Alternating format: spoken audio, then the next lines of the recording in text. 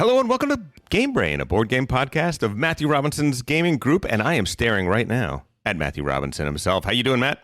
Hey, man. And I am staring at a whole bunch of people that I don't know and a couple recognizable faces because we are doing a Zoom chat with a whole lot of people, and you will hear from them soon. But right now, you can't hear from anybody but me and Tom, except I do want to introduce the Gary Delabate of our podcast, man who is helping us, who put together this whole Zoom for us. Derek Lipkin, friend of the show. Thank you for helping us, Derek. Of course. Happy to be here. I like to think of myself as the Baba Booey, really, though. Yes, fla fla flew high. Derek has helped us put together this whole Zoom thing. We have a whole bunch of friendly faces in the chat now. More people will be joining as we go. We're going to say hello to them as they come on. But first, Tom and I are just going to chat for a second. So if you're in the Zoom chat, just chill out and watch the magic between Tom Donnelly and myself unfold. How are you, Tom? I'm doing very well, Matt. How are you? That's the question. I'm good. I have two teenagers in my house, so my life has not really changed at all. They're perfectly content living their lives. Your situation, you've got 2 under 2. Well, here's the funny thing. No, 2 under 3. But 2 under 3, yes. Yes. Your children's lives have changed drastically. Yours hasn't. No. My children's lives haven't changed at all, but my life is over. Completely finished. Because my children have no idea what's happening. This to just be home all day without pants on is just their normal life. Except now dad's there most of the day, which is cool. But yeah, we have no childcare. I still am expected to work my full-time job as a writer and take care. It's been a whole thing. That's not fair. Yeah, pretty much. Nobody really seems to care about the pandemic in my world. No, nor in mine. I'm busier now. I tell people this all the time. I'm like, everybody else is getting laid off, and I could not be busier. There are not enough hours in the day to do what I got to do.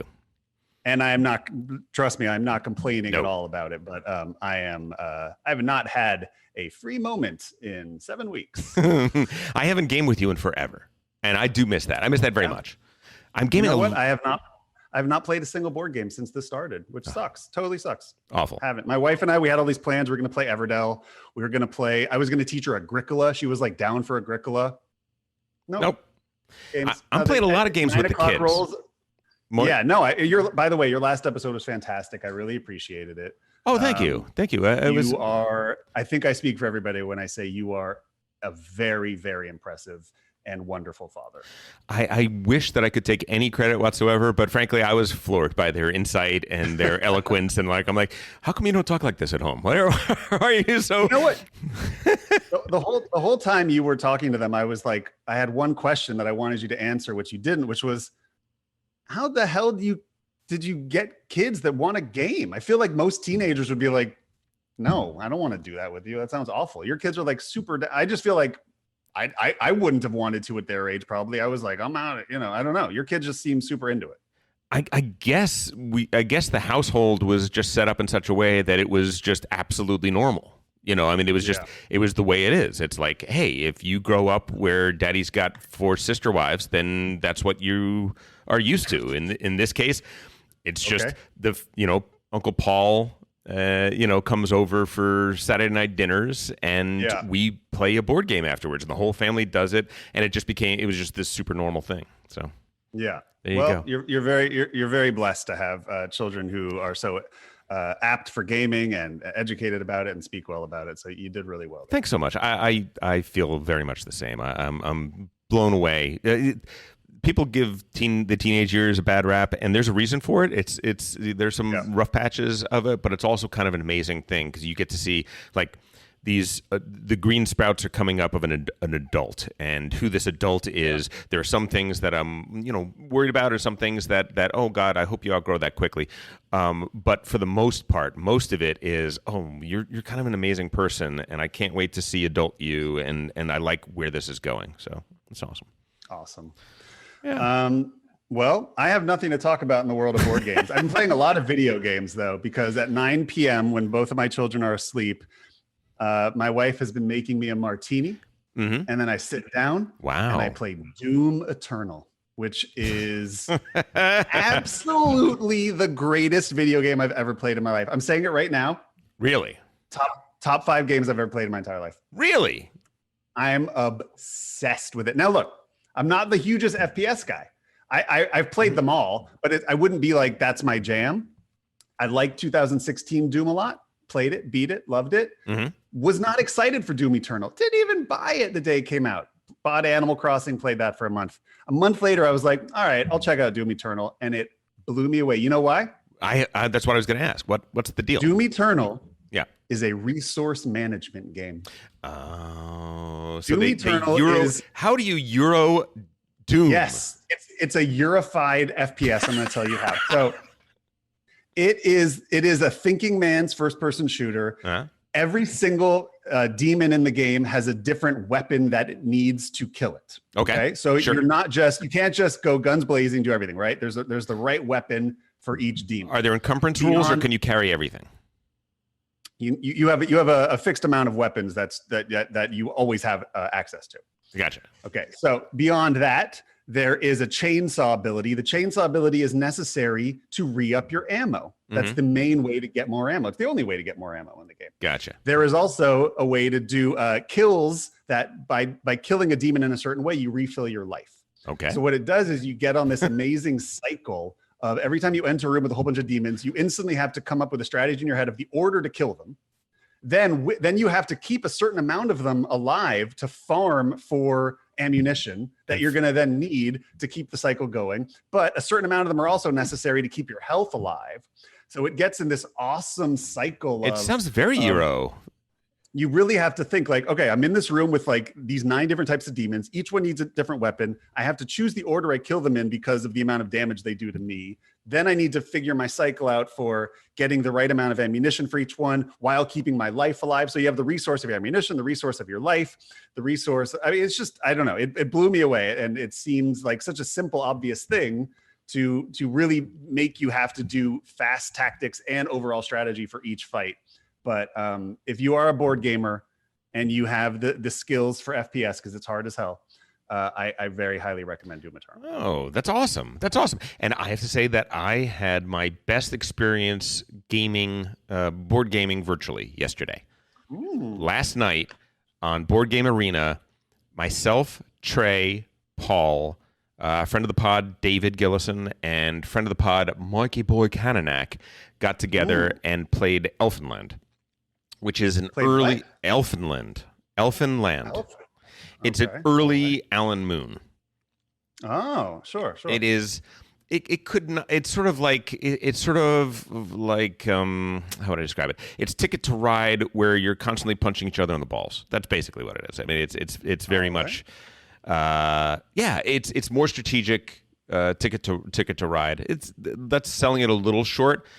We had the best time. We were just. Oh, that's awesome. We were just ragging on each other the whole time. It was one of those just banter back and forth when we're seeing what each of us is doing and just slagging each other off, as Mikey would say. And it really, really had a great time. I think that's going to be Paul's review. But Michael Panzer in chat is saying that it is a simple version of Elfin Roads, and it won Alan Moon his first Spiel des Jahres. It was the first Spiel des Jahres, yes. And Doris Mathaus did the art for that. She did Carcassonne, she did Bonanza, she did all that sort of stuff. She was sort of like the first Ian O'Toole. She was the first art designer for Euros that everyone was like, wow. She's got a style. There's an expression to it. She did El Grande as well. She did El Grande, as a matter of fact. Yes, that's correct. That's correct. So that's really, really awesome. Should we get in and start talking to people? You and I can do this anytime we want to do it. That's what I'm saying. But hey, it's still an app. It's still a podcast, my friend. Let's bring in some stranger danger. Uh-oh. And by stranger danger, I mean Mr. Alfred Darlington. Okay. Caller, you're on the air. First time caller, long time listener. It's pronounced Darlington or yes. Albert. And where are you calling from, sir? I'm out of Boston, Massachusetts. Oh, right now. Beantown. I can hear your thick accent. I mean, Donnelly will jump into that in 5 seconds flat, much faster than myself. I'm just really happy that this is during daylight hours where I can be like, instead of gaming with you guys when it's like my bedtime, and you're on Pacific Coast, that we can actually all be here. This is really amazing. You're doing this. I love the fact to see all these people in the Zoom chat right now. Really excited for all this. And big hello to you both. It's really nice to see you too. It's good to see you. How you doing, Alfred? Have you been doing any gaming? A lot of gaming. Board Game Arena has shown up quite a bit. And then also the things through Steam and elsewise. I even did a game of code names on like a specific code name site. Oh yeah. There's like a dedicated site to that. Yeah. It's Board Game Arena seems to be winning out for me personally right now, but it still misses, like it all misses the in-person interaction. Like I miss it deeply, the across the board banter, and then also just the push and pull things. I don't miss the fidgetiness, the wonkiness. I mean, Board Game Arena solves a lot of that. So I don't have to keep like a hawk and watch the whole board. But that was what last night was for me. Last night was the first time when the banter and that personal connection came through in a virtual medium. So that was really awesome. But you're still using two apps, right? You're using the Discord for talking, and then the Board Game Arena for its laws and rules. But then it's still kind of tough. There's no undo on Board Game Arena. You get into situations where somebody doesn't quite understand the GUI, the interface, and suddenly you're like, there's actually some undo in the game we played. There is some undo in the game we played. We have our first baby in Zoom, which I want to welcome a baby to Zoom. Hi, baby. Hi, baby. So Alfred, I wonder what questions that baby was. Alfred, you just finished your first semester teaching. Should we all go get our babies? Let's all go get our babies. I did just finish my first year teaching. How did it go? My first full year. It was amazing. It's an incredible experience. I had some students that did really well, and I had some students that didn't because of the situation. Like I'm really used to Zoom right now because the latter half of the semester was all taught in Zoom. Gotcha. And, gotcha. For music, that isn't the optimum situation, and so some students thrived and some students did less so.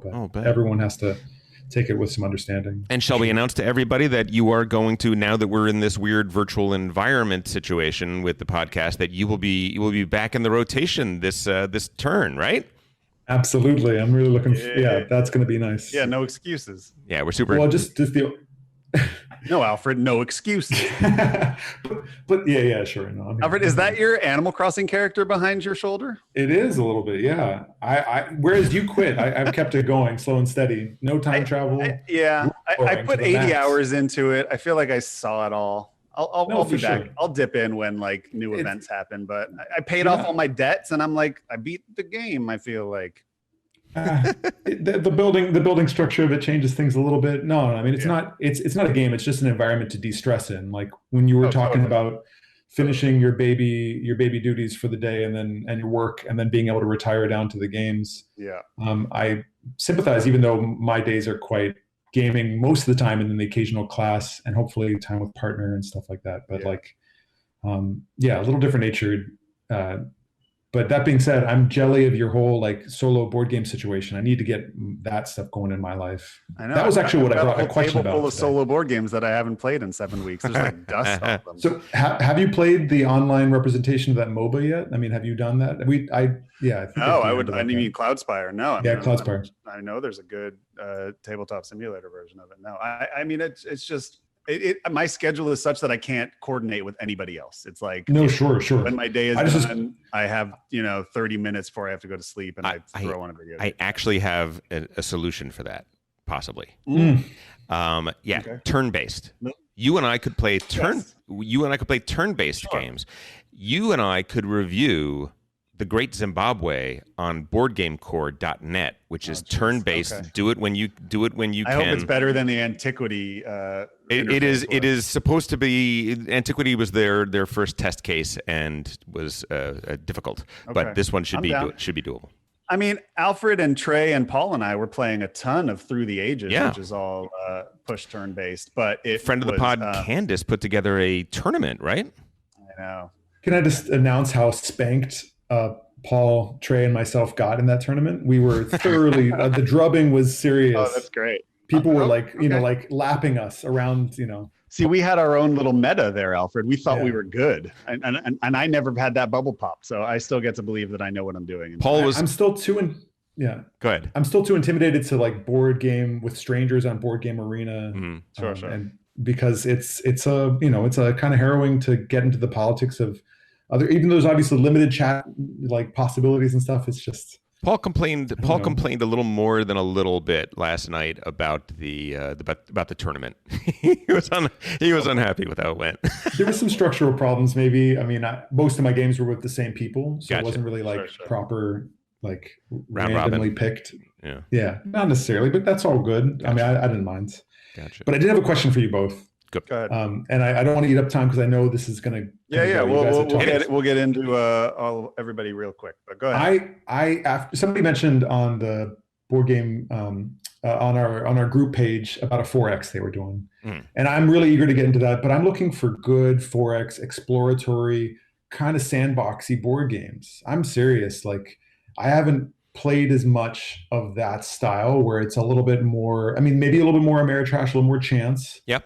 I liked some of the things I was finding in. I've only limited to play Gloomhaven. Obviously, that's like this big number one thing, and there's a little bit of exploration of the space in a very limited fashion, right? Mm-hmm.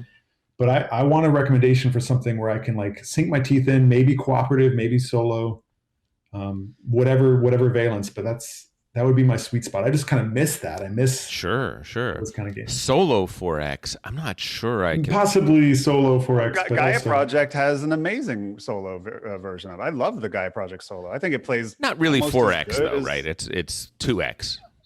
Yeah, but I feel like it gives you that vibe. Yeah, a little bit. Alfred, did you like Eclipse when we would play that? Yeah, sure. The Eclipse app is fine. That's a 4X. Okay. That's a 4X game with a good app to it. I mean, that's really the best. The other things that you can look at that give that 4X feel.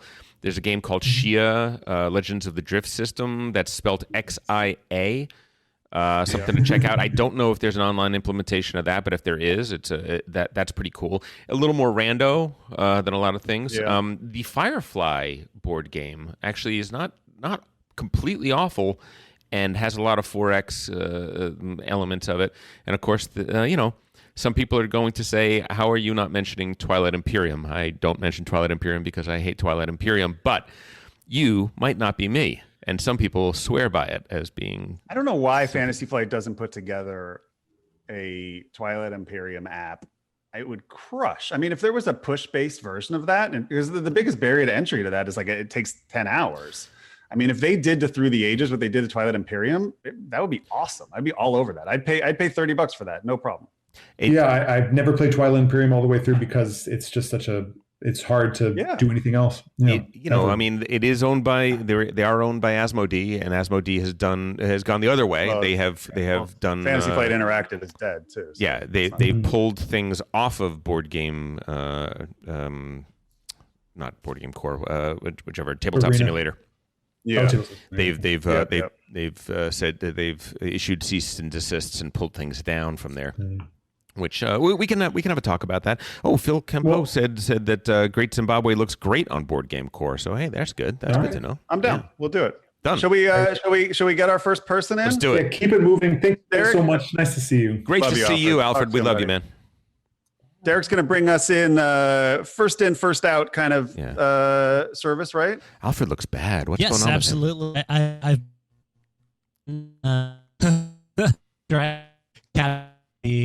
Wayne order in like relative order. yeah, something's going on with your audio, sir. Don't know what it is, but okay. Well, I'll bring people in. First person is Vitali Fuchs. Hello, Vitali, and we are unmuting you or attempting to. Uh-oh, did Derek die? I can unmute you, I think. Yes, there we go. Hi, Vitali. How are you? Pretty good. I don't really have a question. Just sending greetings from Central New Jersey. Oh, fantastic! Well, where exactly? We've mentioned this on Facebook before. Where exactly in Central New Jersey are you? Yeah, I've chatted with you about that on Facebook. Yeah. I'm in on the border of Marlborough and Freehold. Yes. You're Leonardo. Is that correct? Technically, I am in Marlborough. You're in Marlborough. Got it. Yes. Well, there's let's see, at least one other person. Drew Galbaith-Ryer is also on the call, and he and I went to CBA, Christian Brothers Academy, right there in Lincroft. That was our... Ask that on Route 520 all the time. All right. Well, thank that? you for saying hi, Vitaly, and we appreciate you listening.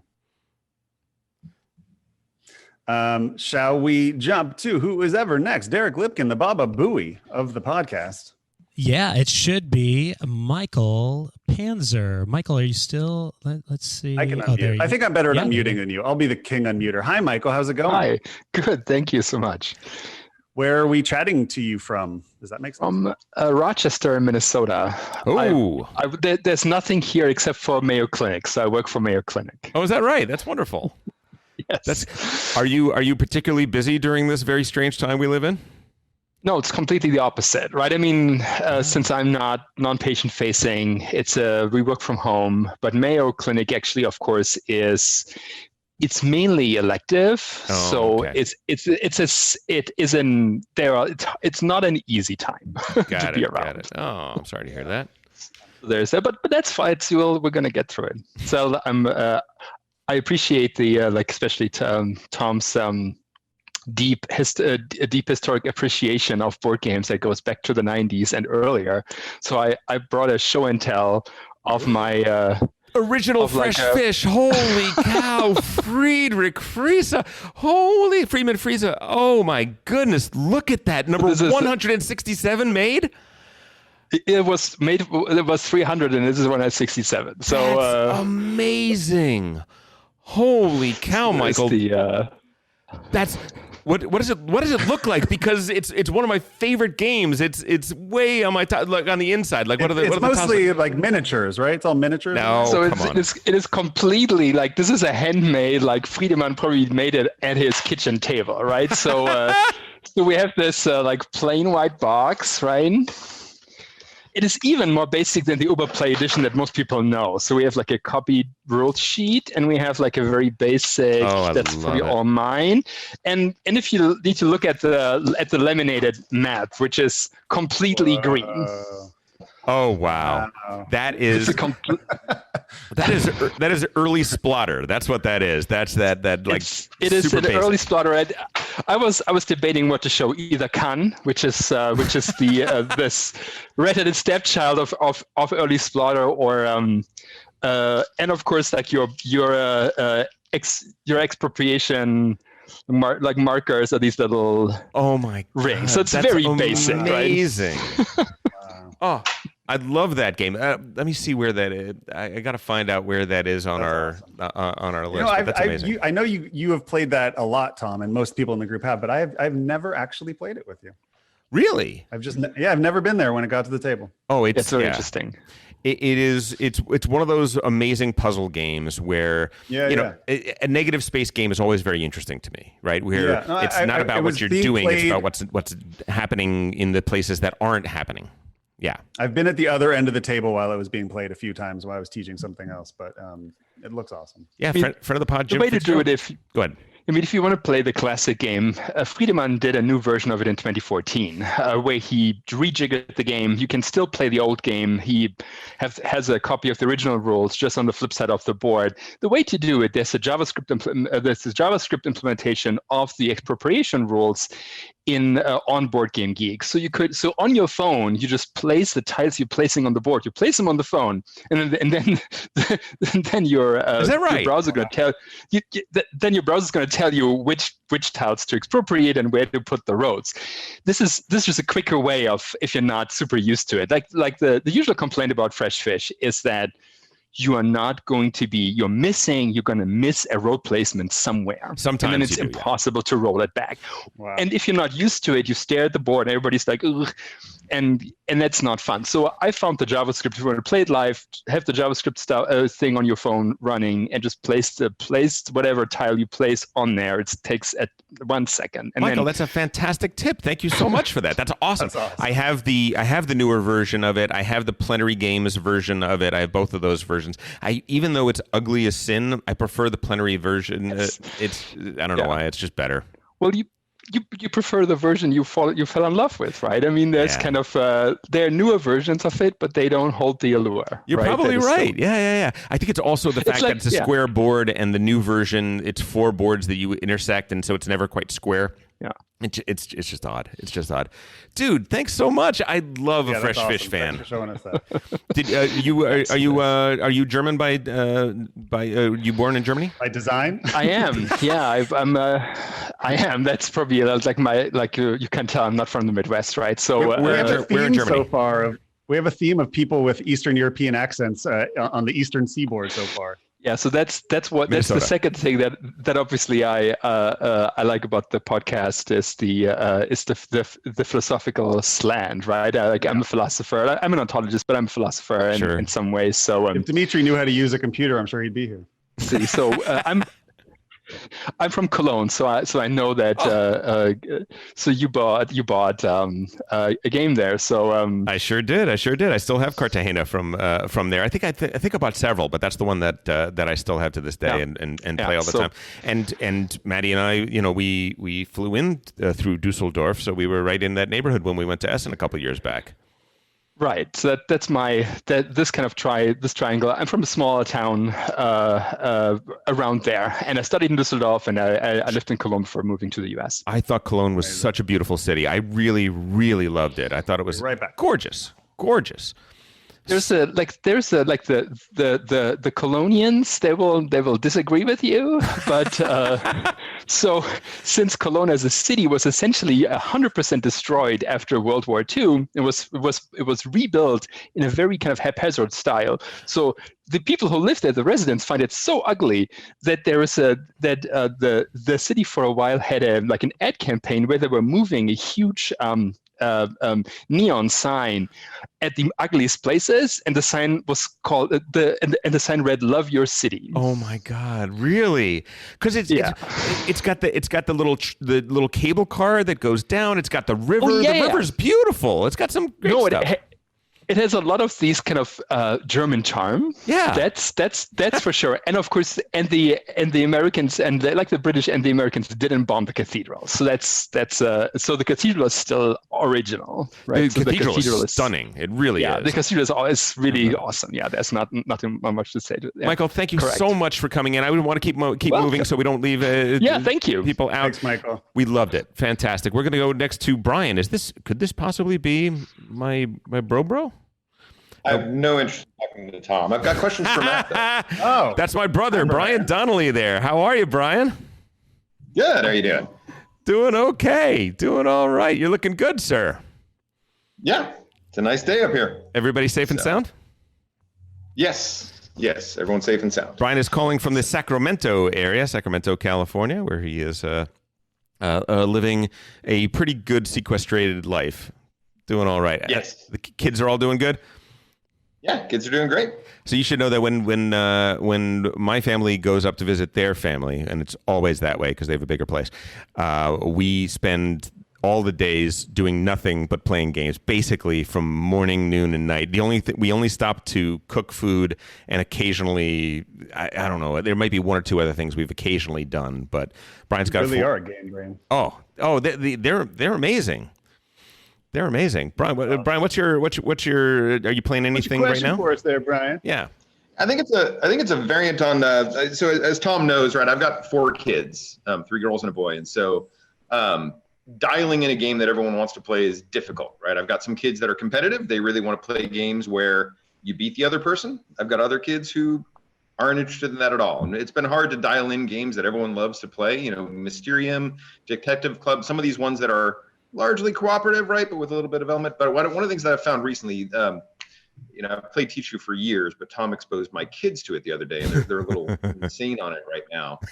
Is I'm realizing there's another aspect, which is team games, right? It's not me versus everyone else; it's us versus them.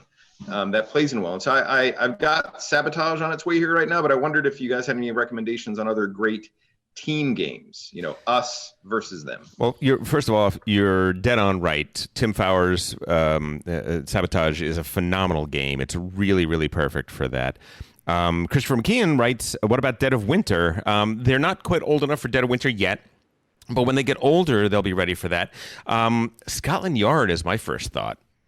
Do you know? Are you familiar with Scotland Yard? We've got it. Yep, we've got it. Oh, you have it? I was also going to say, if you want to go one step more complicated and 10 steps more thematic, Hunt for the Ring is a really fun version of Hidden Movement where everybody plays a ring wraith and one person plays Bilbo, and you're trying to get the ring out of the Shire, and it's really fun. It's really well done and a really smart version of it. And actually, the game is split into 2 halves, and you can save it so you don't have to complete the whole game. So the first half is one person's Bilbo, and then everybody is the ring wraiths trying to get him.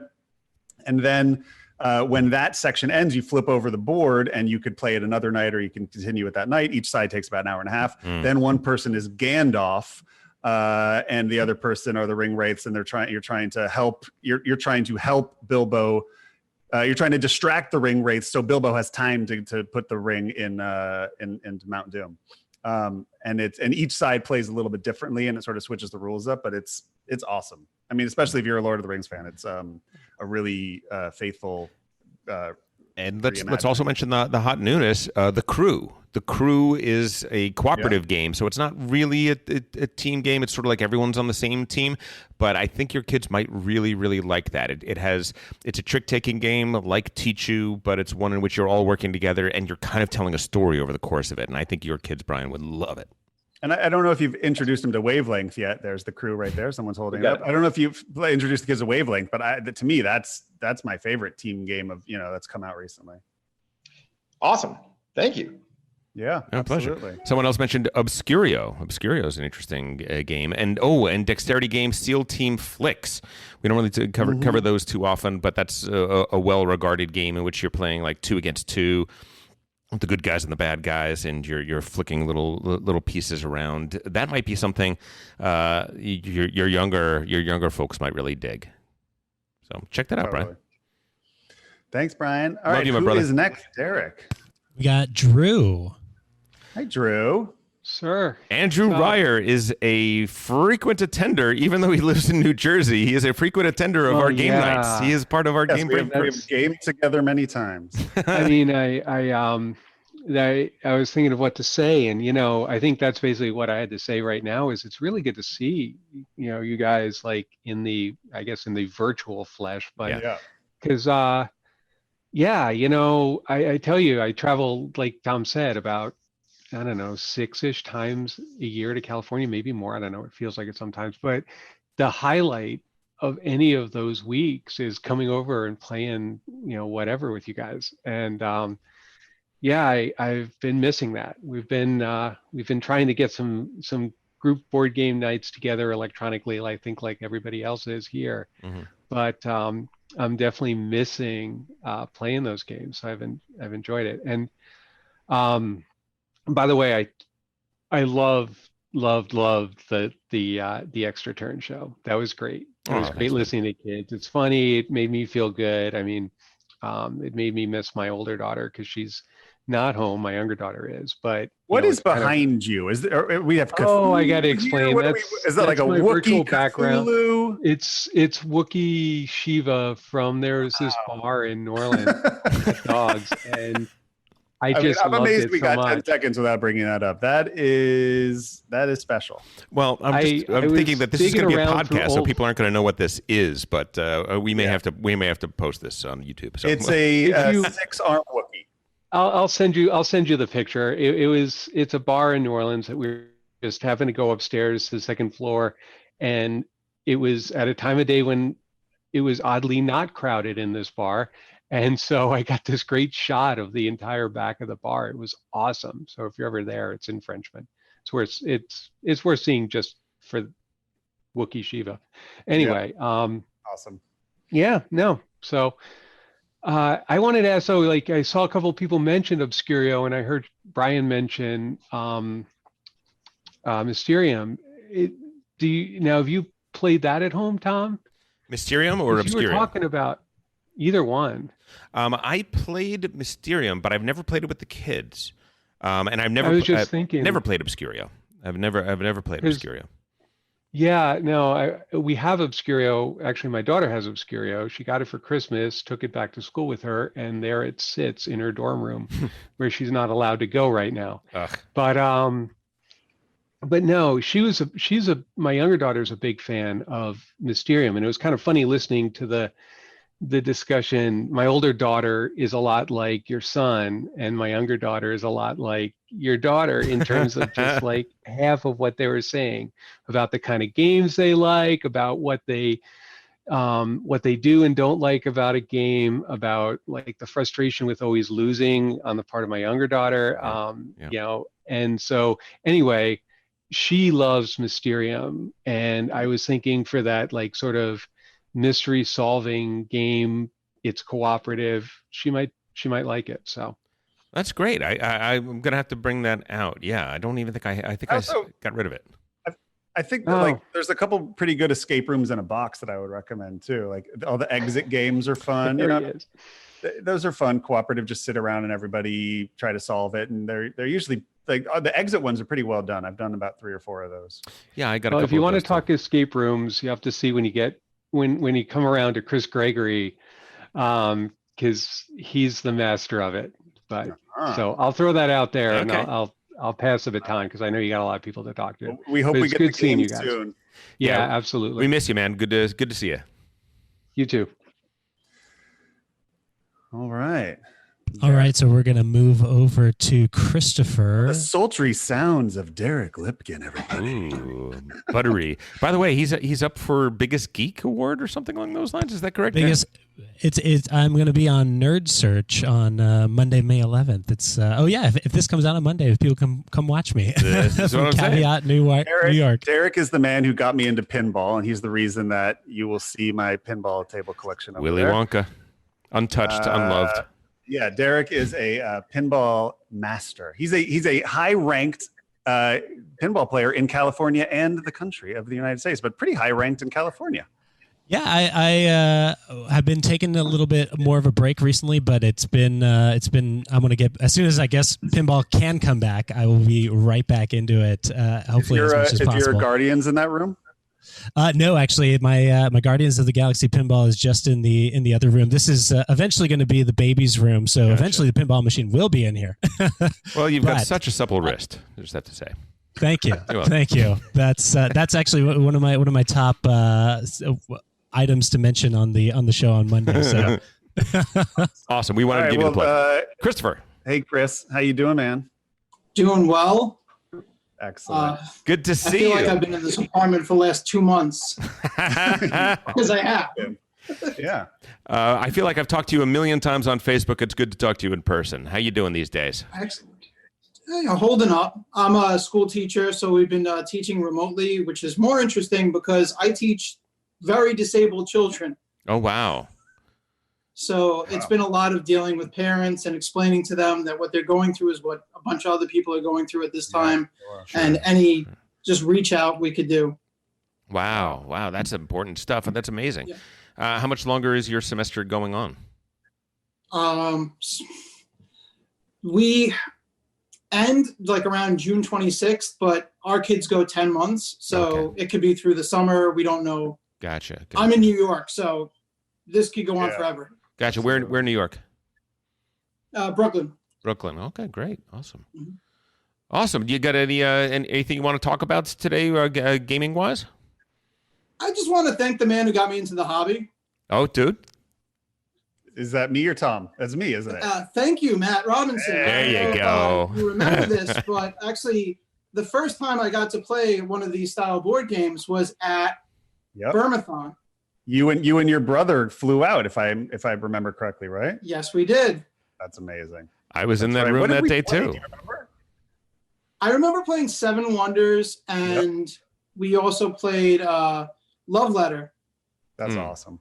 That's awesome. Yeah, well, Chris has been a big fan since the Get Up on This days, and I thank you for joining me on this board game journey.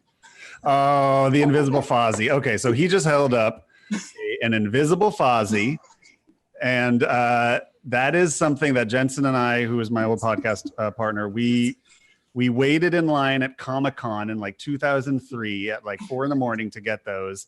And then like 10 years later, we gave it away as a prize, and Christopher won our Invisible Fozzie. And I'm glad it's still there. Of course. Thank you so much. And guys, podcast is great. Thanks so much, Christopher. man. Appreciate it. Talk soon. I believe we're moving on to Etienne. Hello. Bonjour, Etienne. Comment ça va? Ça va très bien, merci. Thank you very much, guys, for this great podcast. Calling from Montreal, Canada, where it snowed yesterday. Oh my God. Oh yes. I'm gonna echo a little bit what was said just before by the sadly I don't remember the name of the person that came just before. Is that Matthew Robinson is very much a reason of my board game addiction. Right. It was during the Get Up On days. I did not know Matt was a board gamer, and it completely blew my mind when he brought up a board game the first time. I don't remember what the game was. Yeah. But I remember when you brought Kanban, and I just was completely fascinated and curious because I was a gamer for a long time, played Magic, all that stuff. But Kanban really, like, I was like, that exists? Yeah. And really, like, started a very deep rabbit hole. Oh, that's amazing. My whole life, that's yeah.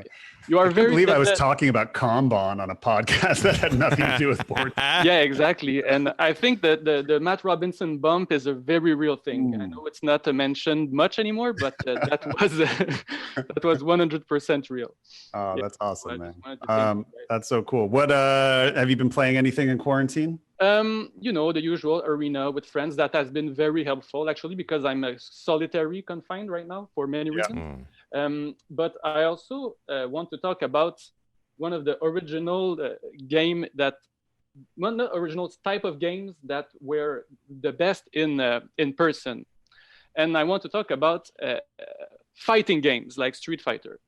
Because I was never a very good player of those games, but I've always loved it, and I've always loved to be near people, because to me that's where the sense of those games really take flight, is that when you are near other people, just like board games to me they are the video game equivalent of board games, because if you play online it's good to practice and stuff, and I have done a lot of that. I am now much better, but it's really and I cannot wait for that quarantine to stop just so we can start to play in person again. That's really what I miss the most.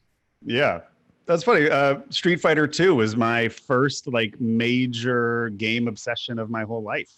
There was an arcade 2 blocks from my house, and I would save up all week and wash cars in the neighborhood and save up my quarters and go play all weekend long. And that was my first obsession. And that is a good analogy of playing online is good practice, but you know, if you really want to find out if you've got a good Chun-Li, you got to do it in person. Yeah, exactly. And the trash talk in real life is that's like 70% of my game that I make the people uncomfortable when they fight me on the couch.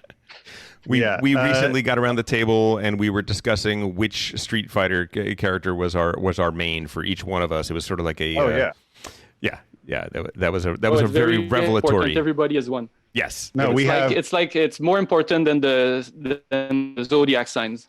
That's what it was like. No, if I tell you someone is a Guile, you know exactly what I mean. Exactly. You're like, this guy. Or this guy's a Balrog? Oh, okay. All right. The Dalsims, man, you can't. Oh, Dalsims are out. Those guys can't trust them. The biggest insult you can have in the world is to call somebody a Ryu, though. It just means you're just basic. That's standard. You're standard. You're not really amazing at anything, but you're pretty good at everything. I thought you said I was Ryu. Yeah. Well, thank you so much for checking in. Thank you, guys. Thanks for the great podcast.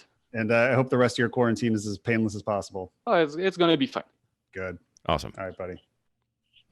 Who we going to next, Derek? We are going to Egan. Egan. Hi, Egan. Hey, how's it going, you guys? Good. How you doing? I'm doing great. I have to honestly need to thank you guys. I have dived deep into this hobby all because of your podcast.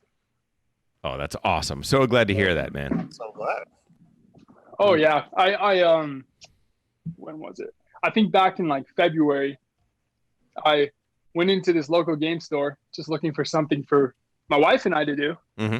and I asked them, "Hey, what's something good?" And this guy, he's like, "Got to get this game, Wingspan."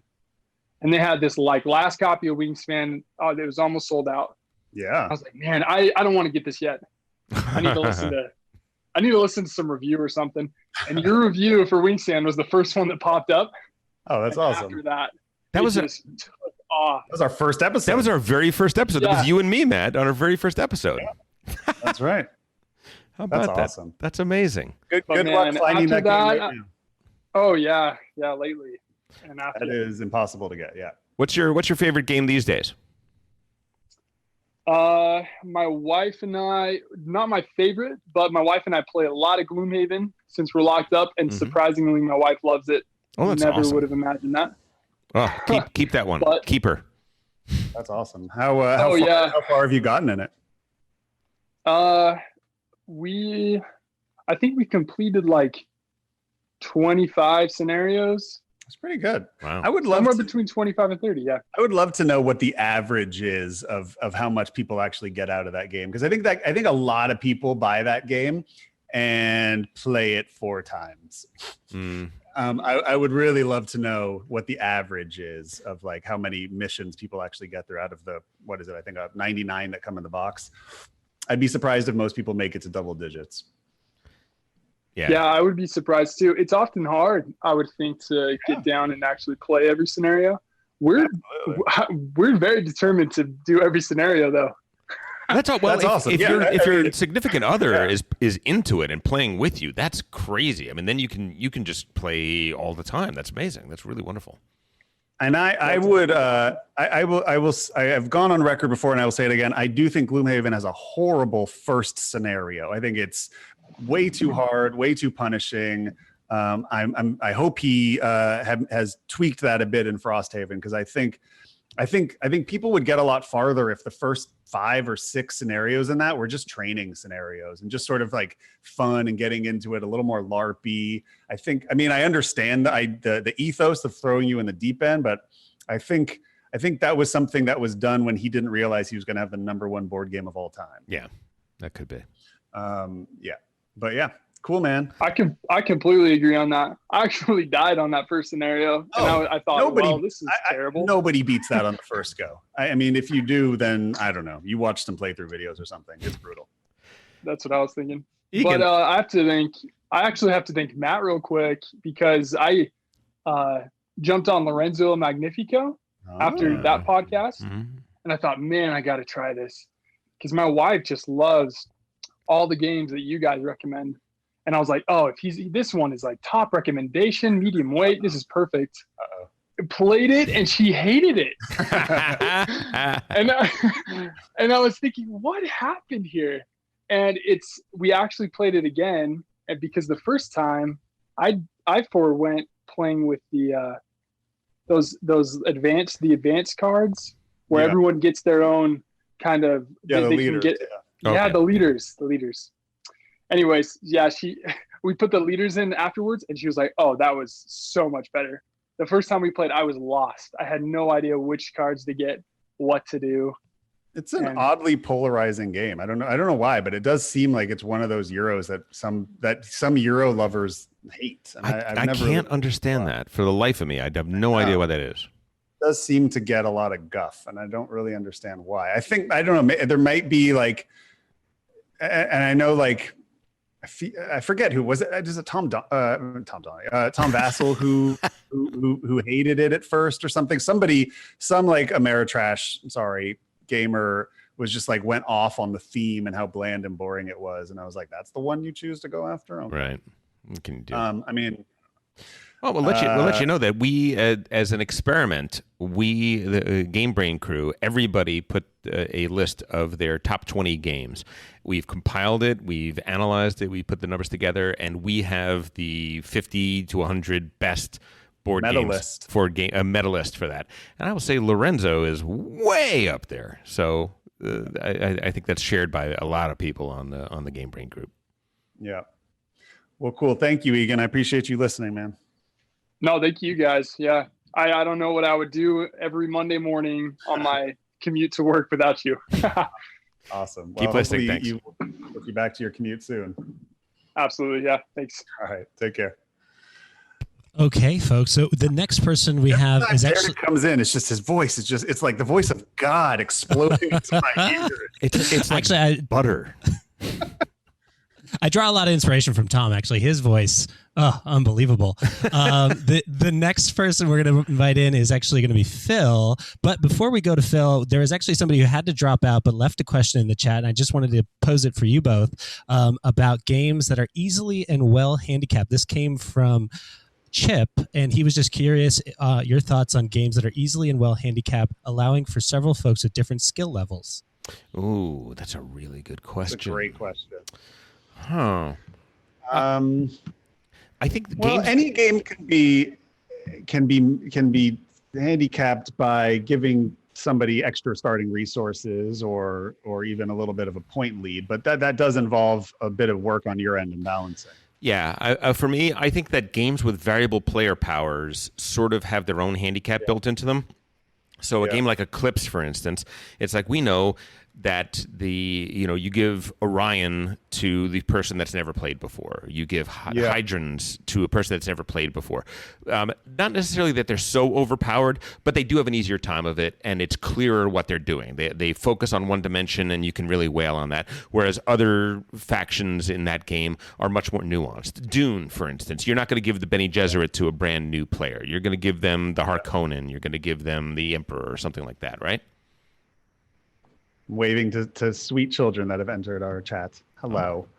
I mean, it's one of the rare cases where imbalance can be a good thing. Tapestry would be a great example of it. There are a handful of factions in Tapestry that you definitely would want to give to a new player, and a bunch that are wildly imbalanced and being too hard that you could give to an experienced player. I mean, a new player you don't like because you're playing Tapestry with them. Well, if you're bringing Tapestry to the table, it is because you respect the person and love them. You want to give them one of the best gaming experiences that modern gaming offers. Oh my God! Is Stegmeyer paying you? What is going on? What happened? Do I have to go? Does he have photos of you? Does he have something on you? I'll be right back. Blink twice. He's gone. He's going to get it. That's so weird. Can we go to Phil? Let's go to Phil. Phil, you're up. Hey guys. Phil, how you doing, man? Doing all right. How are you guys? I'm doing well. Matty, you'll be back in 1 second. He's literally going to rub a game in my face. Tapestry, yeah. I'm just gonna put that right here. Oh. Jamie, I hope you finally make a little money this year. I'm just gonna try to help you out. Phil is on with us right now. Phil, you are always on the posting with us, and we thank you so much for that. Do you have any questions for me or Tapestry? Yeah, Tapestry. No, actually, Tapestry is probably a game that I'm not going to enjoy, but I do want to try it at some point just because. Sure. Yeah, I've seen people playing it and it looks gorgeous, and I like Stonemaier stuff to an extent. Like I have Scythe, I have Viticulture, I've played most of them, but I think I've moved kind of away from the kind of games he does at this point. I hear you. Yeah. Take that, I didn't really have a question. I was just I didn't have a question or anything. I was just here checking out the stream and. Oh, thanks. Have you been playing anything during quarantine? I've been playing a bunch, actually. I've got a gang of friends locally that we play a lot of 18xx, and so we've been doing a lot of that online.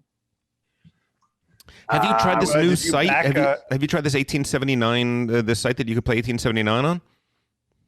Yeah, 89. Yeah. Yeah, that's right. Yeah. How is it? Yeah, we tried that out. It's fine. It works really well.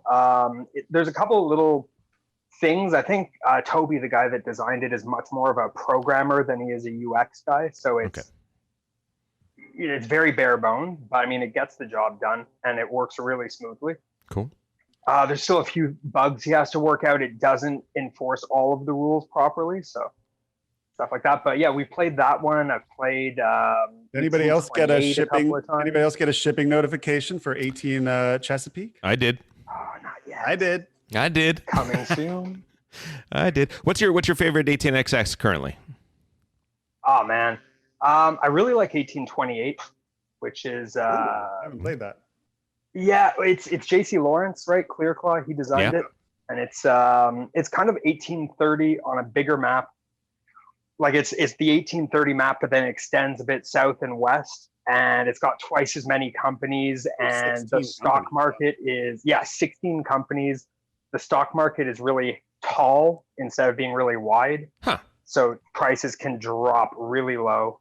And you can merge companies together. There's a whole lot going on in that one. Wow. More brutal 1830. Kind of, yeah. Wow. Yeah. Interesting. I like that one a lot. Yeah. Interesting. It's print and play only. That's fun. Yeah. I mean, hopefully we'll have our next 18xx review will be Chesapeake, and hopefully sooner than later. Clearclaw is Chesapeake is really good. Oh, really? Oh, good. I haven't played it yet, so I'm looking forward to it. I've played it 3 times now, I think, and yeah, really, really good. Cool. For me, it's basically, I told Scott, the designer, when I played it, like it's. I don't see why I would ever play 1889 again. Yeah, that's what I've heard. It's kind of a replacement for 89 and like a good introductory 18xx, but that's fun to play for 18xx players. Yeah. Well, I find 89 with all the mountains in the middle, the track builds out exactly the same way every time. I can see that. Yeah. Well, for us, we need something like Chesapeake because we are still trying to drag some of our game brainers into the 18xx world. Really, it's not an easy journey. Really, just me, Tom, and Jennifer that are enthusiastic about 18xx. That's fine. I've got. I don't know if you can see it. That's up there. There you go, 56, and got it, need it, got it, need it. Strange. A lot of handmade board games. A lot of them are handmade. Yeah. Yeah, that's awesome. That's awesome. Well, thank you, Phil. I appreciate you listening, man. Yeah, man. Thanks for doing the show. Thanks for doing this stream. It's been a lot of fun. Love it. Who's next, voice of God? I am gonna be bringing louder than I think it's gonna be every time. Sorry. Oh, I could turn myself down. I'm sorry if I'm too loud. Karaoke microphone is just like out of control. Is Derek? Is it just my imagination, or is Derek screaming in my ear? What is going on? I don't understand. Soothing sounds of Raoul. Cable Guy reference. Ben Mandelker just wrote, "I am attempting to be an 18xx enthusiast." Yeah, we'll give you partial credit for that, Ben. Do we throw Ben in? Let's throw Ben in real quick. Sure. Here, let's bring him right in. Welcome the newest member of the Game Brain podcast, Ben Mandelker. Hi, Ben. Hi. I had so much FOMO about Derek's microphone that I went and got one myself. So Derek, this is how a microphone is supposed to sound. It's not supposed to blow your eardrums out. Exactly. I mean, I have no idea I have no idea if I'm blowing you guys out or not. I just am like, I'm plugging this in because, Derek's voice was so lovely. I felt this weird, insecure need to just make sure that my voice could sound as lovely as possible. Otherwise, it would just sort of sound like I was in the other room. Ben, Thank you so much, Ben. Jesus, look, he sounds like an air raid siren. What the heck is that? Derek sounds lovely in my ears, by the way. He is at a perfect volume. Like a perfect pat of butter volume in my ears. Like someone melted butter in my ears, and it was Derek's voice. So, nice to see you, Ben. So, Ben, real quick. Yesterday, you played Smartphone Inc. finally. Yes, because so I had like a streaming thing with my other podcast last night, and it was supposed to be done at 8:30. So I figured that you guys would be already like going to be trying to start that around 7. So was finished early, and I found some people, and we played it. I really, really enjoyed it a lot. I played it on Tabletopia. Well, you and I are going to be reviewing it, so don't tell too much, but give us a taste. I mean, I had a very specific opinion that I can't really articulate at this moment. All right, I'm sorry, I have to formulate my thoughts. But I'm really looking forward to more plays to sort of explore more of the strategies, etc. But first time out, I had a great time. It seemed to be a very simple game. At the core of it. I actually think I agree. You know what? The actual gameplay is simple. It is actually very simple. It's the sort of game that could honestly be in the Kennerspiel kind of space. Ooh, wow, I didn't know that when I backed it. I just checked the latest update from Cosmodrome Games. It looks like we will be getting this game in the beginning of June. Yeah. Yes. I got the same notice. Yeah. Yep. It's on a slow boat from China right now. I thought it was like a pretty medium weight game. It's not. Ben and I mean, the weight of the strategy is medium weight. Maybe even I think it's one of those games that will depend on who you play with in terms of the weight, in terms of the strategy. I think that if you play the game with people who play it a lot, that I can see the weight increasing because now you are aware of what the other people might be thinking about doing, et cetera, et cetera. Okay. But the actual rules, I'm actually surprised at how simple they are. I mean, it's basically whittles down to you arrange your little pads, and just really quickly. And I won't go too much into it because we are going to do a review. But you do have these two pads that have different icons on them, and you have to sort of overlap the pads. And as you overlap the pads, you're covering up certain icons and showing other ones. And whichever icons you wind up deciding, okay, these are the icons that will be visible. That will sort of dictate what sort of actions you get through the rest of the round. And so that part of deciding how to put together your pad is really, really fun and really thinky. And but it's a simple concept, right? You just overlap these things and then you do them. And then the rest of the round is kind of like, okay, I have 3 icons for research, so I can dedicate this to research. But there's still choices to be made. I have 2 icons for expand the business, so I can start to expand into Asia or whatever. Yeah, exactly. And you are really looking to see, what do I think that person's going to do, and how can I impinge upon them? It was the most economic game I've ever played. Not necessarily, but yeah, I'm looking forward to playing with you guys and hearing what you guys think too. Well, I like very much that the pricing mechanism in the game, where the things that you're selecting, the actions you're selecting, some of them produce phones, some of them produce lower cost phones, some of them produce higher cost phones, and that sets where your price is at. And whoever has the lowest price phones, they place their phones into the markets first, then the higher price. So there's it seems like, having only done that little test game, it seems like there's going to be a really great calculation and competition for, are there enough places for my high-priced phones, or do I have to cost cut? And in that way, a little food chain magnety a little bit. We all really enjoyed that part the most, actually, in terms of looking back as we got towards the end of the game. We're like, that was really fun, deciding, when you're going to go low, when you're going to be expensive. I was basically the Cricket Wireless of the table, and I was just making cheap phones. $3. But it was funny because I was like, I sort of aligned the research in the game is basically like your special powers that you can get. And so I aligned my special power with my starting, a certain starting thing I had. And I was like, I'm going to spam the marketplace with cheap phones. And so I just spam the marketplace as much as you can and spam it. And then I wound up making no money. And so I was like, okay, you can't just necessarily spam if no one else is, if everyone else is in around the same price point as you, then that's great. But everyone else is like, okay, we're going to produce fewer, but we're going to sell more.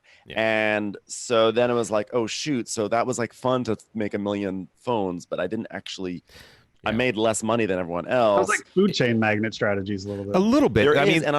It's not as ruthless, I find. Yeah, sure. It does seem that the low price strategy that succeeds is one where you are selling your phones to places that are stopping other people from putting their high price phones there. That's really what. And you're that was trying my to do. problem. Yeah, and mine, I was spamming India and China, which was fun in theory, but no one else was there, so I I wasn't really stopping anyone from making profits. And at one point, one of the critical mistakes in my game was that I was trying to get into a different territory and I like fell short of being able to get into that territory. So someone was able to like monopolize North Africa, and I was planning to convert North Africa to Cricket Wireless, and I failed to do so. And he made a huge amount of money off that one turn, and we were not able to catch up to him. Well, we will be talking at much greater length about this in the very near future. So, Ben, excited. Great to hear from you today. You had me worried at first when you said it was really light, but now I'm excited. No. Well, I mean, that's the question. What is light, or when we talk about light and heavy, etc., is that talking about rules overhead, or is it talking about strategy? And I think it's like Bus. Bus is always the prime example of a game that is very easy to teach, but pretty complicated to play. Yeah. We actually played last night with someone who like literally never plays board games. It was my friend's girlfriend. She's like, "Can I play a board game?" So she came on, and she was like she does not play. So like a lot of the concepts of things, she was like, and by the end, she was like, you know what? I think I could play this again. And I would know what I'd be doing. That's and awesome. By the way, she wound up in 3rd place. So can't do that with Food Chain, man. No. Thanks, Ben. It's nice guys. To see your face. Miss you. Hope we get to game together soon. Absolutely. All right, buddy. Bye. Bye. Oh, geez. Here comes the kaiju. Oh gosh. Is it still really loud? Oh no! Now it's too quiet. I can't hear him. Are you whispering, Derek? I don't understand. Are you whispering? Hello, I'm here. Hello, I'm good. Am I like now a demigod? Derek will be singing "Don't Stop, Believe It." I don't know. I think he's just like, I think his voice is now just an AMSR track, ASMR track. Yeah. Okay. All right. So we're gonna go to Tyler. Tyler, welcome to the podcast. How are you? Holla at your boy. It's Tyler Boom on the 1s and 2s. Love it. How you doing, man? Where are we talking to you from, Tyler, in the world? I'm calling from London. Oh, welcome. Okay. Yeah. Thank you very much. So I hope you're having a nice evening over there. Thank you very much. I've got 2 questions for you guys. Okay. The first one is, if you could choose any fictional universe from a film, TV show, or movie, it's already which done. there isn't a board game about, which universe would you choose to base a board game on? Good question. Fictional universe, no board games about it yet. I got my answer. What do you say, Matt? You got anything? Well, I feel a little biased because they're worlds that I write in, but yeah, I would really love an Edge of Tomorrow board game. And I have some ideas on it. And I would also really love a King Killer Chronicles board game, of which I also have many ideas. Nice. Yeah, King Killer. You and I were just talking about that the other day. Yeah. And for me, I think a deep strategy game based on the Expanse series and the Expanse books by Corey, I think would be amazing. I think isn't there already an Expanse board game? There is, but it's not a real, it's a very light, very simple thing. And and I'm looking for something a little deeper, a little heavier. And I'll also say that I think there was a really fun game to be made from the Stainless Steel Rat. I think that's one of those. From what? The Stainless Steel Rat. Are you not familiar with the Stainless Steel Rat? I don't know what that is. Dude, Harry Harrison, like old school science fiction. He's sort of the world's greatest thief in the far future. Very fun. Yeah. Very fun, very light, but great. I think you could do a really interesting sort of heist-themed Burgle Brothers in space sort of thing with that game. I think it'd be great. I will say 2 more because this is actually my favorite topic ever. I would like a Streets of Fire board game based on the Walter Hill movie, and I would like an Elf Quest board game based on the classic Richard and Wendy Peeney comic series from the 1970s. My final answer. What about your comic book that you wrote back in the day? Did I write a comic book back in the day? What did I write? Maybe it was fantasy adaptation. / fiction. I did. My first screenplay I ever wrote when I was 10 years old was an ElfQuest fan fiction called The Trials of Cutter. Was it. There you go. All right. Yeah. Flash Gordon. Oh, and that's my final answer. Flash Flash Gordon. I wrote on reality TV. Oh yeah, Flash Gordon would be good. Flash Gordon would be great. Very good. Great. My other question is, which snacks do you guys allow around the table when you play games? Amazing. Great question. These are, just coming in hot with the 2 hot fire for the streets questions. So Dimitri is not allowed to have anything liquid within twice his arm's reach, because somehow he'll still knock it over. So that's rule number one. That's clear. Cheetos are not allowed. I think we can say anything with the orange anything stuff. you can eat with a fork is fine. Sort of, yeah. That's true. That's true. Okay, as long as your hands aren't touching the food, and as long as you're a mildly responsible adult, go for it. A lot of people bring Chipotle bowls to our game nights. Yep. That's fine. It's fine. Maybe you get the stray, pinto bean flying across the table every once in a while, but for the most part, there's not much to spill there. Yeah. No. Anything you eat with your hands that has powder on it. That's really the only thing we say no to. No, we haven't banned chocolate. But it's bad. Dimitri, I've seen his chocolatey hands after he sticks it into that bag of mini Reese's peanut butter cups and then picks up some cards. Look, and I have a panic attack. You and I both know that the day after a game night with Dimitri, we just go with a Purell over everything. The hazmat suits, the sandblasters.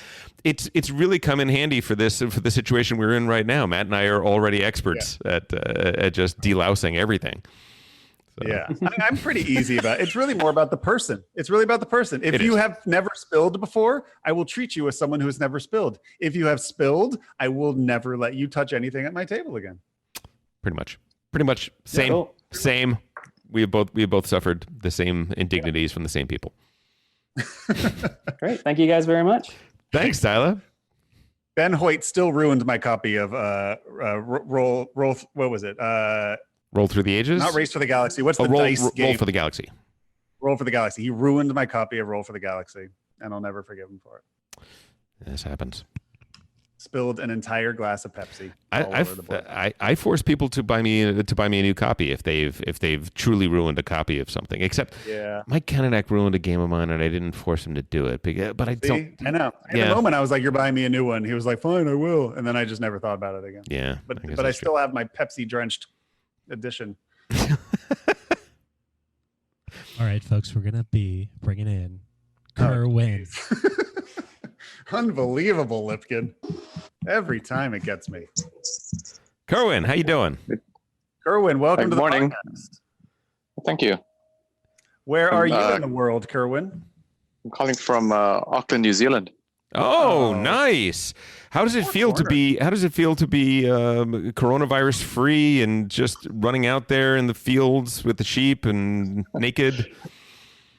It's not quite like that. We're still in lockdown level 3, possibly going to level 2, but yeah, not many cases. So your crossed. Your PM Jacinda is doing an amazing job. We are all we stare at her in envy. You guys in South Korea leading the charge. Yep.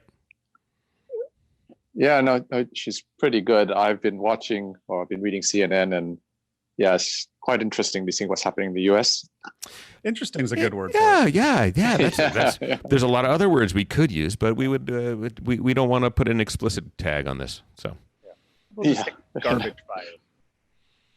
Yeah. Just a few comments on just what you said about Tapestry. That was the first podcast I heard because I was trying to find a review. Oh, no. And I think you guys were spot on, actually. So I decided not to get the game. One of us really liked it, and one of us really didn't. We're spot on. Yeah. No, he decided not to get it, which means I'm spot on. Well, yes. No, but Matt was also right about what he said. I decided it was not the game for me. Good. So you're very politic. To it. It's very kind of you to be so politic. It's all right. Matt is very fragile, so it's kind of you to say that. I'm glad you found and I find that my taste kind of aligned with yours, so it's pretty good to get a good view. I think you guys have a good balance, and by listening to all of you, I kind of get a good idea of what game I pretty much will like. Oh, thanks. That's awesome. That's the goal. That's what we're trying to do. That's wonderful. What have you been playing in quarantine, if anything?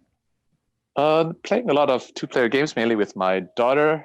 So played Grand Austria Hotel recently. That was pretty good with 2. Played Lorenzo. Funnily enough, when I first played it, I was kind of like most people, like this is a all right Euro. Never thought I was interested again, but after hearing your podcast, I thought I'll give it another try. So I just got it just before the lockdown coincidentally and played it. And yeah, we found 2 players. It's great. It's fast. And the more you play it, actually, the more you enjoy it. So yeah, it's one thing you've actually. Yeah, great. No, it is a really good, solid 2. That's one of the things I love about that game so much, is that I really think it plays equally great at every player count. Yeah. Looking forward to play 4. Yeah. And 3, but yeah. Maybe the thing about it is that it just looks like a generic Euro, and the subject matter is very generic. It almost plays like one. Although I don't know, my first play of it, I was entranced, but it's still, it's one of those games that seems like it's bringing nothing new to the table at first. Yeah, and then you realize that it's just a boring chair, but it's a perfectly built boring chair. Yeah, I think that's true. Oh man. Oh well, thank you, Kerwin, for listening, and I'm glad that we are helping steer you in the right direction, board game wise. Absolutely. Death to Tapestry, folks. Can't hear you now, Derek. Too quiet now. Too quiet now. Who's that? Yeah. How about? Wait. Is it? How about now? Well, actually, You're good. Not important now, because we want to get Chris G into her. Chris G. Is this Chris? Hey guys. Is this Chris Gregory calling? It is in fact Chris Gregory. How are you? The king of escape rooms? In his Game Brain T-shirt. Look at that. Yes, I'm rocking it. And not only that, I just wanted to show you something else I set up, because as Phil was talking about making custom paper games, I believe it was Phil. Yeah. His 18XX games. I threw together one of these guys. Blood on the Clock Tower. Look at that. Oh, yeah. Holy. All my tokens and everything. Manual. Andrew has said that you are amazing at doing this.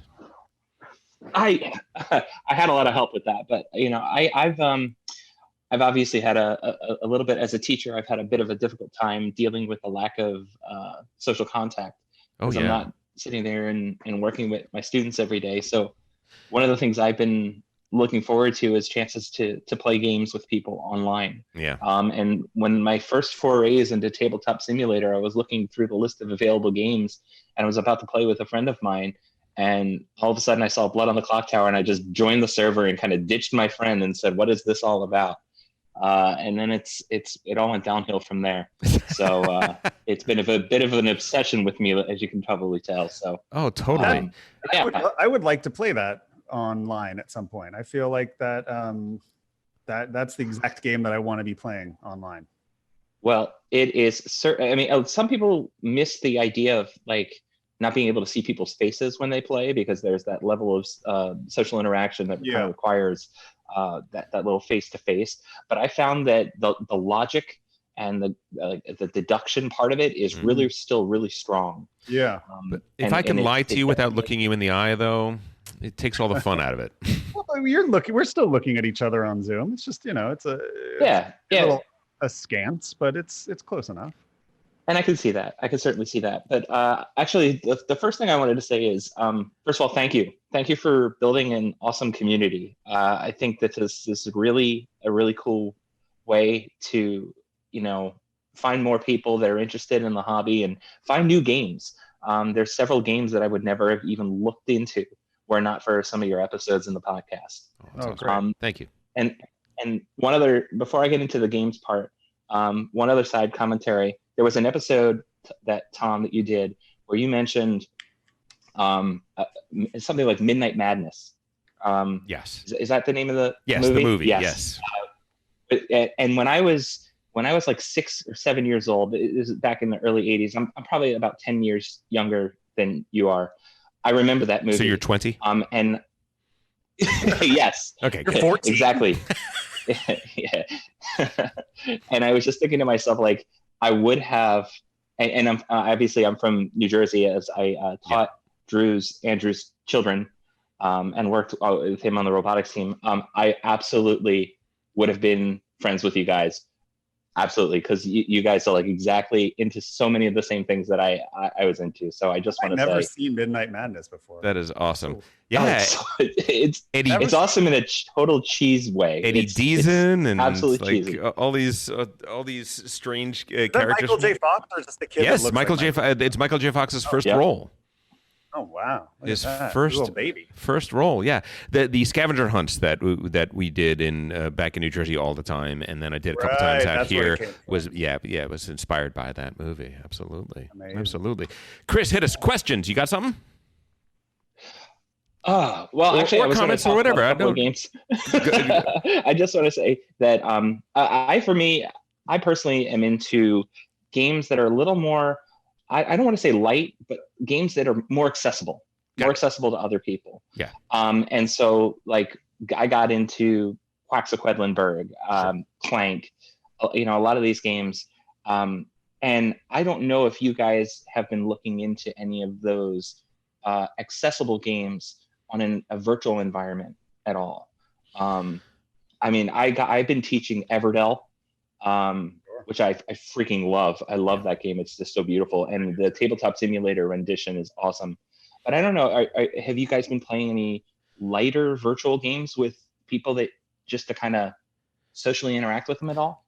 I would say that Matty hasn't been playing anything virtual really, but unfortunately I haven't been playing anything. But yes, the ability of my brain at the end of a day would not be above anything of Everdell probably. Right. Yeah, and for me, last night, I think I started off this episode talking about what an amazing time I had. The best virtual game night of my of my short career of them last night, playing Elfenland on Board Game Arena, which is it's a relatively light Alan Moon game, very accessible, kind of accessible and mean. I like accessible and mean. That's probably like my Irish Gauge. Yes, Irish Gauge is a great example of that.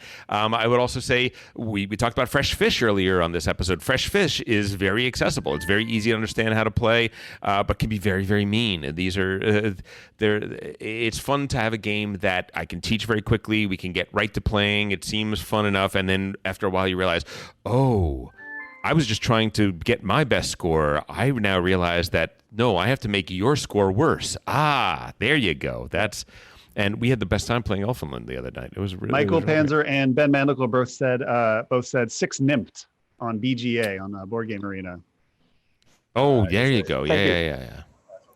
Yes. Ben also says Ink and Gold, Can't Stop, Fast Sloths, Wingspan on the Underground. The Crew, Las Vegas. Yeah. Have you guys played the Crew online? I have not played it online yet. No, we play it at the house with the family, so I haven't really felt the need to try it online. Do you think that's a game I could teach like my mom? Oh yeah, super easy. Yeah? Super easy. Pretty simple. Okay. It could not be an easier. It is the most basic trick taking game. The only thing about it is that it's cooperative. So. Yeah, I might see if I can get to the table with my wife and my mom sometime during quarantine. That is the only people that I interact with. Definitely try that. Okay. And before I go, one last thing, I will say that there are certainly I'm looking forward to having the lockdown lifted, because there are certainly a lot of games that I feel that I need to purchase after having played them digitally without owning them in cardboard. Oh, good. Well, Chris, thank you for saying that. The deal is that because that's actually something I want to talk about. Maybe this isn't the right forum for it. Maybe we'll do it next week. But Asmodee shut down a lot of their games on TTA, and I think it's a mistake. And it's worth a longer conversation. But they have every right to do it. But I think it's a big mistake, because the net result of this is people being introduced to games that they are going to end up getting. Losing money by doing that. Absolutely. Yeah. 100%. And I had mentioned to Tom also that it looked like somebody from Digidiced was trying to shut down some of the Gaia Project ones, but I don't know what's going on with that. So I think they have not shut it down. That's my understanding. When you mentioned that, I looked into it, and at that time they had not shut down anything. So maybe it's shut down now, but it wasn't. No, it's not shut down, but it looks like they're harassing the creators to try to do it. Them do it themselves. If you don't have if you have an amazing online app that you've dedicated a lot of resources to, then I'm fine with you trying to shut down anybody else who's infringing on your work and on your copyright and stuff. But if you don't, let me play it online during quarantine, and enough people are gonna buy it where it's gonna be worth your time. When I buy a board game, right, and hopefully it's going to end up getting you more customers too. Yeah, absolutely, exactly right. Yeah, there was. Well, thanks, guys. Thank you so much, Chris. Appreciate it. Yeah, thanks, Chris. Where are we going next, Derek Lipkin? We are going. Oh, geez, way too quiet. Unbelievable. We've now completely messed with him so much that we have no idea what volume is going to come in. That's so funny. Okay, what you got? I am bringing in Michael O. Michael O. I can barely hear him. Michael O. Michael, how are you, sir? Hey, guys. Oh, see, big fan. Thanks for all the game recommendations over the years. That's awesome. A great audio level you've got there. Unlike the Lipkin, absolutely dropping the ball. Are you an audio engineer? How is it that you got your audio so good? It's the iPhone standard microphone. Don't have anything fancy. No, it's weird. Yeah, it's weird that happened. Where are you in the world, Michael? I'm in Boston. Oh no! Have you had the misfortune of running into our Alfred Darlington yet? Yeah, we've gamed a couple of times. He's very enthusiastic about games. It's just we each have very busy schedules, obviously. So that's kind of the big hardship, I think, in finding time to game. And that actually kind of leads into my question for you guys. For someone that likes heavier games, but obviously has like a very high work hours during the weekend. It's also kind of sporadically scheduled in terms of work. Mm-hmm. What do you guys think is a good game that kind of maximizes heaviness and minimizes the amount of time that it takes to actually play the game? I mean, if it takes a long time to set up or a long time to learn, that's fine. But great question. What would you guys recommend? I mean, when you talk about heavy games, would puzzle games sort of things, games where it's sort of a brain burner, but it's really short, is that okay, or does it have to be sort of more of a straight strategy game? Because games like Bus, for instance, plays very, very quickly and is totally brain melting. Is that? Yeah, I'm gonna. I guess either really. I'm gonna go with PAX Premier Second Edition. I think that is a game that can be set up in 5 minutes, plays under 2 hours, and is very heavy and crunchy. And to me, that is when I think of like heavy games that don't take up a huge amount of time and also are not huge teardowns and setups. That's the first one that jumps to mind for sure. Yeah, I think that's good too. Yeah, all right. Fresh Fish is a super quick game. You can start playing it and be done in no time. And Bus. I think Bus is one of those games that plays really, really fast and is pretty deep. Or even PAX Renaissance too. It's just a deck of cards, Yeah. Pretty quick setup. All right. So something that you think could probably be finished in a reasonable amount of time without having to say, okay, let's pause and. What's a reasonable amount of time for you? How many days from now? Is it 1 hour, 2 hours? What's reasonable? I mean, honestly, I think I'm lucky to be able to set aside even an hour for a game. So I know kind of what I'm asking is. No, it's tough. It's a very. Yeah. The PAX games that Matt's talking about are 2 hours. They're 2 hours. I think the games I'm talking about are closer to the 1 hour mark. I'll also say Santiago is probably 60, 75 minutes. Santiago is a great, like an amazing game that plays very, very quickly and yet is very deep. And I would recommend trying that too.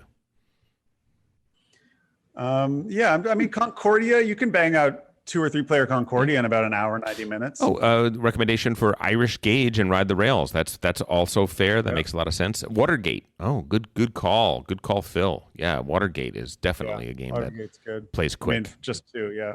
Yeah. Perfect. All right. I think half of these I didn't even really consider in terms of games that might be playable in a shorter amount of time. So thank you for those recommendations. Appreciate it, guys. Not at all. Thanks so much, Michael. Thanks for calling in. Oh, I will say one last one. Newsford. Newsford is you could totally bang out Newsford in under 90 minutes. You think so? Yes. Okay. Absolutely. Good. Absolutely. Newsford is definitely the shortest Uva of the real heavy games, not, Ben Mandelker wrote The Great Zimbabwe. The trick with Great Zimbabwe is that when you're not good at it, it's over very, very quickly. And as people get good at it, it goes on really long. So it's a tough to tell. Oh, a Santorini, Phil also said. Yeah, for a short 2-player game, that's a very good game too. Yeah. There you go. You got some suggestions there, Michael. Thank you so much for calling in. Thanks, Michael. Perfect. Thank you, guys. I think I figured it out. Oh, there you go. What? Am I okay? You know what it is? It's just very bassy. It's the low end. Like, oh. I think you blew out an eardrum. What the heck? Yeah. If you said the letter P, I would die.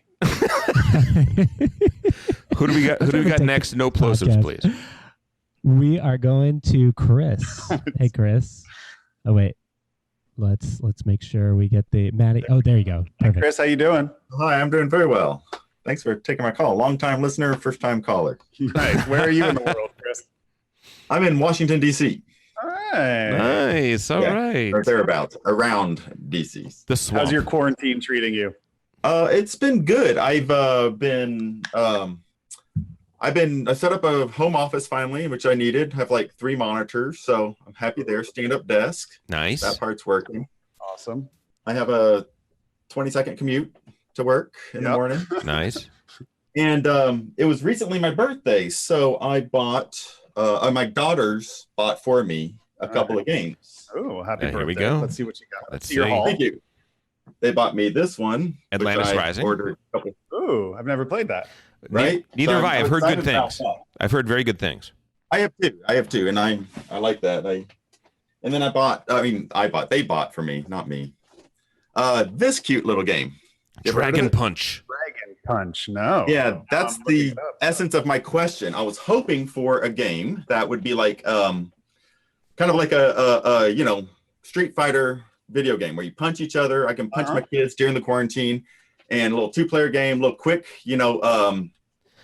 quick game that punch, lot of luck, a little bit of skill, smashing buttons. I got fun. your game. And I was wondering. I got that. This is not quite working as I expected. I was wondering if y'all have any other suggestions. Sure, yeah, we do. Yes. So there are a handful of great 2-player fighting games that are just board game versions of Street Fighter or Mortal Kombat or whatever you want that way. So Level 99 Games has 2 different systems. One is called the BattleCon system, and the other is Exceed, EXCEED. Exceed is a little simpler. BattleCon's a little more complicated, but both of them are card-based, and you have a deck that is like a fighter, and they all have different fighting styles. And so you're playing your kick card and your block card, and a lot of it is, basically complicated rock, paper, scissors, which is also what fighting games are in a lot of ways. Yep. Another one I would recommend is a game called Yomi, YOMI. I was just about to mention Yomi. Yeah. Is also a great fighting game that, they're all going to be sort of similar, where you pick a fighter and they're going to have different archetypes and fighting styles. But if you are looking for, Street Fighter, the board game, any of those 3 will scratch that itch for sure. And I'll go just a little bit outside of that to expand it. There's a game called On Guard by, I believe, Reiner Knizia, which is sort of dueling, sort of fencing. Very, very good, very elegant, simple game that is surprisingly good at that. And with something that's a little bit more than just punch, but is also very simple, very easy to learn, Unmatched.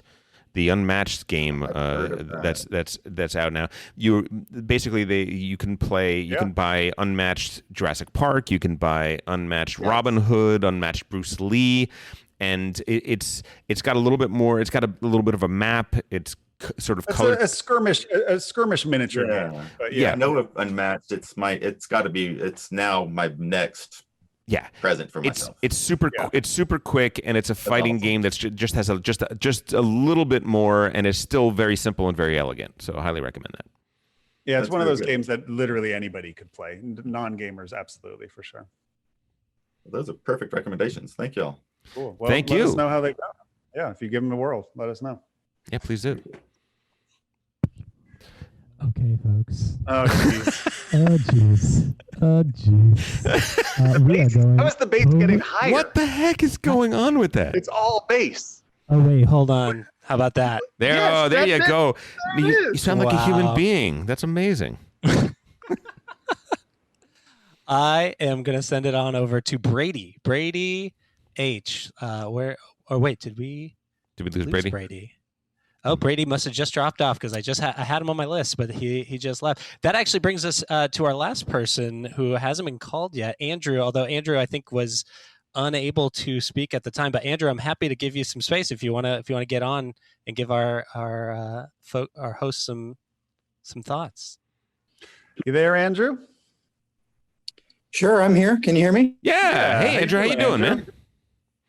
Doing all right. Mostly trying to keep this little guy as occupied as possible. Hey there, little what's up, dude. buddy? That's awesome. Not quite old enough for mini games yet, other than a little bit of Hoot Hoot Owl, but we're working on it. Throw burrito. Let me tell you right now. Yeah. Throw burrito. Big time. I think I played that one at PAX South one time, and it was a hoot. Absolutely. Yeah. Little guys like that are going to love that either right now or maybe in a year. That's awesome. Where are you calling from? Houston, just south of. Oh, okay. Nice. How things Yeah, going? I got a lot of family out Much full swing of summer now. Yeah. Yeah. I bet. Humid Houston. Yes, it is. How's your quarantine treating you? You been playing any board games? Yeah. I'd mentioned in the chat the wife and I had picked up Gloomhaven again. We played through the whole campaign. Get out of here. A half ago or so, and then Forgotten Circles had been sitting on my shelf for a while, and it's a big lift to get back into it when you step away for a while. But you're And so telling we had me to go in we're and start speaking to an actual human being that has completed the Gloomhaven campaign And is attempting to do the sequel. the whole thing. That's That's crazy. right. That's crazy. Well, And it's only because I play it with my wife, and it's a game that once we spent probably an extra $50 buying Plano cases and various things to Yeah. speed up, set up, and tear down, we got to about a 90-minute playtime so we could fit it in after work when the kiddo was asleep. It's the I've only heard way we got through it even all. Isaac Childress has never gotten to the end of the campaign. I'm very Well, he didn't curious call me to because consult. I don't know if I've ever actually talked to somebody who's gotten to the end. Well, what are your thoughts? How did you feel at the end? I enjoyed every bit of it. It was the thing for me. The big takeaway was I played mostly 2-player, as I mentioned, and I think the game plays very differently at different player counts. Yeah. So, it takes a heck of a lot longer with multiple players, but also, looking around online, some of the various scenarios that people found really difficult, some I didn't, some that people didn't find difficult, I did. So I found that the balance was probably pretty different at different player counts. So I'd be curious. I enjoyed it very much. The story was fun. The world was well put together. I'd be curious what the experience would be like with 3 or 4 players versus the 2-player game that Do I you played. think overall it's easier or harder with 2 than it would be with more? I would say it's easier to get to the table because it's a lot But shorter. difficulty-wise? But there are definitely some scenarios that I don't feel scaled down well. If you need to run across to 4 different rooms and activate an altar or something, that even though there's fewer monsters, that's harder with 2 players because the number of cards you get to play is what you get. And so you have to be, I think, pretty careful about your party composition, which for us was a fun puzzle to figure out, what 2-player parties work. Yeah, that's interesting. Yeah, Too Many Bones, which was one of my favorite games, that is way too easy with 4, just right with 3, and really hard with 2 or 1. Which is funny. Have you ordered the organizer for that, Matt?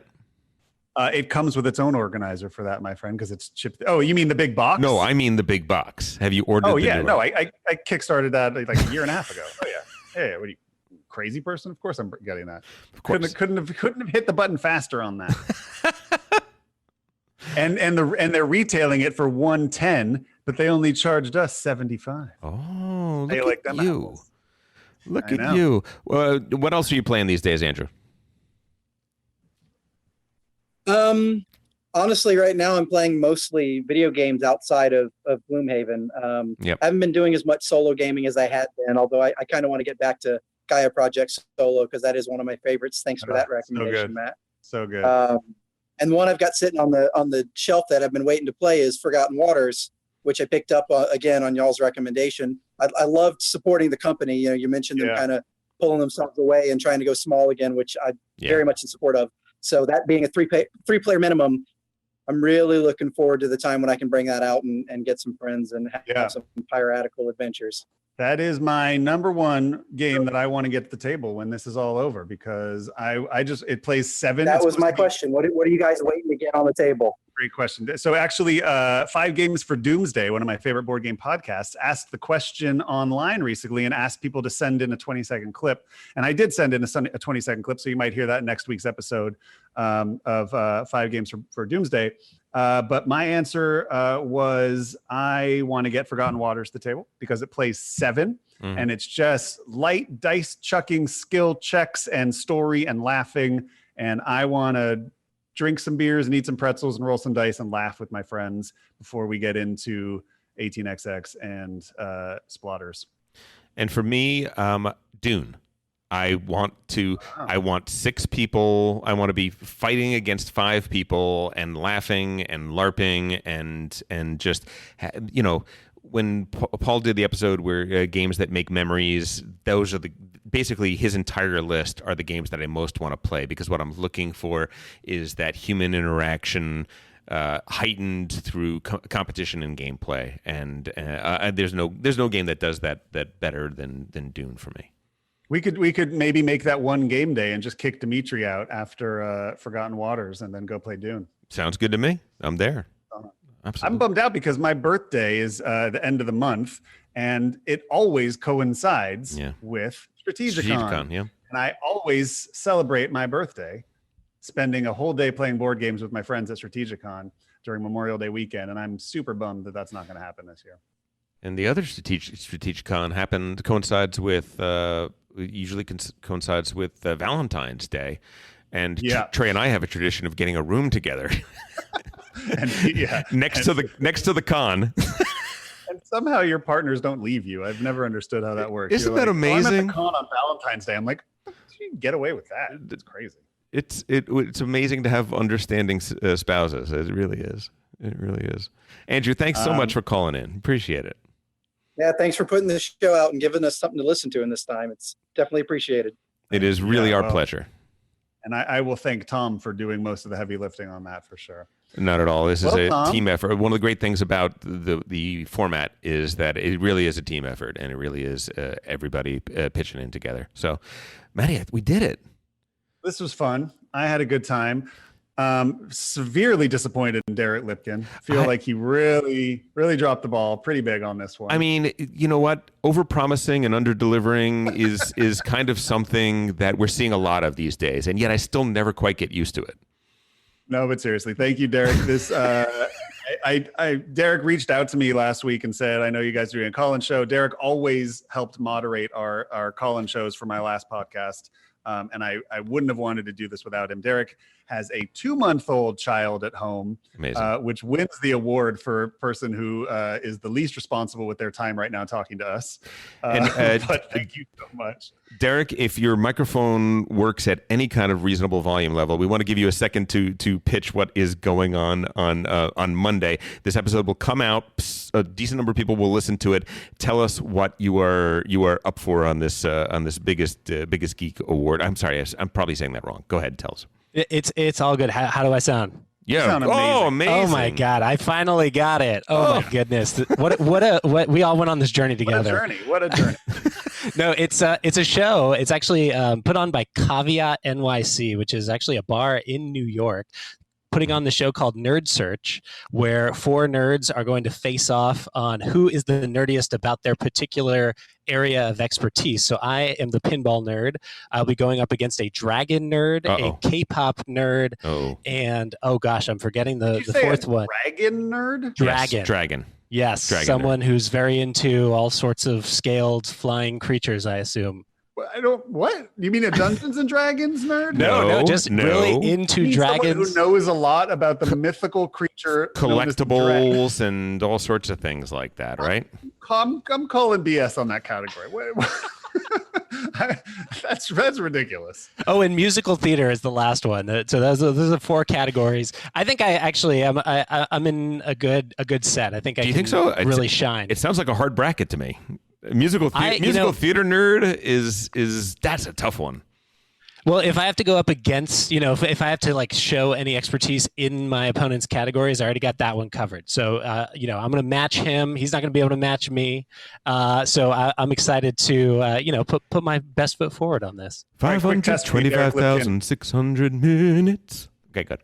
Brian Eddy's first designed pinball. Go. Oh God. Oh God. I'll say. Brian Eddy. Come on. Jeez Louise. Is it Corvette? No. It's I believe his first main one was the Shadow that he had. Oh yes. Oh. And I recently did a pinball trivia night, and I missed that again. So I clearly I have some particulars I got to get tight on. But do you know who invented pinball?